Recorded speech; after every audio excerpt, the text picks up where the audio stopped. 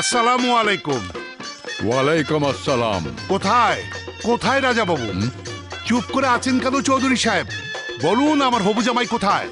দেখতে কোনো সুপারস্টার হিরোর মতো নাকি কমেডিয়ানের মতো? ভাইয়া, উনি কি যাত্রা দলের বিবেক না গায়েন? নো নো, উনি তোমার মেজ ফুপা। এই ফ্যামিলির জন্য নিজের জীবন উৎসর্গ করে দিতেও দ্বিধাবোধ করেন না, তাই চোখ দুটোকে চিরদিনের জন্য হারিয়েছে। কি হলো, আমার জামাই বাবাজি কোথায়? আরে এই তো আঙ্কেল, এই যে এখানে, এই যে। 25 বছর পর তুমি আসবে জেনে আমার মেয়ে জন্ম নেওয়ার পরই ওকে তোমার বউ করব বলে আমি সিদ্ধান্ত নিয়ে রেখেছিলাম, আর তাই তোমার সাথে দেখা করানোর জন্য ওকে নিয়ে এসেছি। মা সুইটি, এদিকে আয় তো মা। নো ড্যাড, আমার লজ্জা লাগছে। ও লজ্জা পেলে মুখ খুলে কিছু বলতে পারে না, তাই যা বলার তোমাকেই বলতে হবে।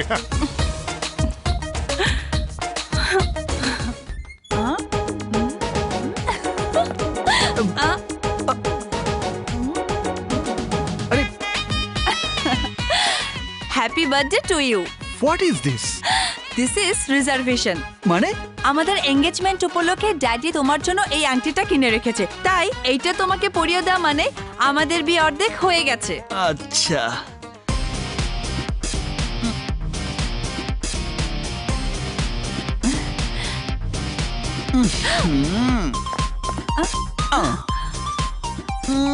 আরে আরে, এ কি করছো?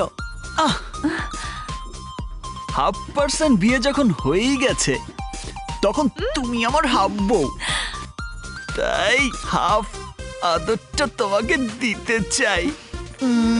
ওহো, বিয়ের আগে এসব নয়। ঠিক আছে, তাহলে জড়িয়ে ধরি।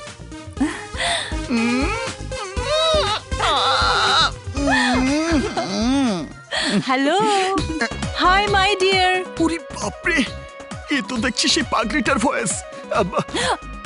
এসো এসো না, আরে কই নিয়ে যাচ্ছ? একটু ঢোকো, যাও।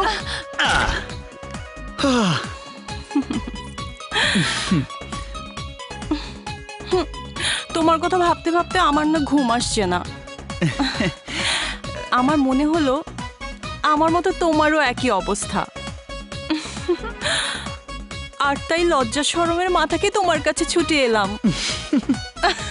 ও ওরে বাবা,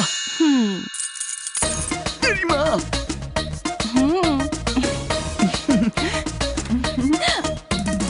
আমার বান্ধবীরা বলেছে মেয়েদের নুপুরের শব্দ শুনে ছেলেরা নাকি পুলকিত হয়ে যায়।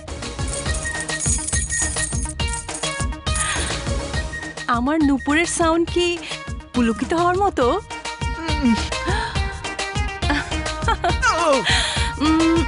বাবা, নিশ্চয়ই এখানে থাকা হৃদয়টা খালি, কেউ নেই সেখানে। কি হলো বলো না।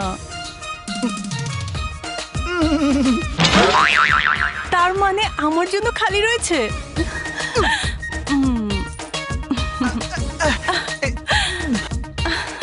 What is this? This is booking. Booking মানে? আমার ড্যাডি তোমার জন্য এই লকেটটি কিনে রেখেছিল। আমি তোমার বার্থডেতে উইশ করার জন্য আগে ভাগেই সারপ্রাইজ দিলাম। পছন্দ হয়েছে তোমার?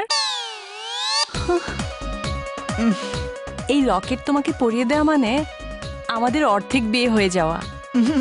1/2% বিয়ে যখন হয়ে গেছে তখন তুমি আমার 1/2% হাজবেন্ড, তাই তোমাকে হাফ আদরটাও দিতে চাই।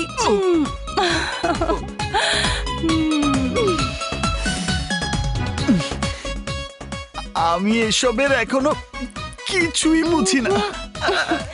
আমি তোমাকে সব বুঝিয়ে দেব, দেখবে বিয়ের পর ফটাফট সন্তান জন্ম দিয়ে পুরো একটা ক্রিকেট টিম তৈরি করতে পারবে।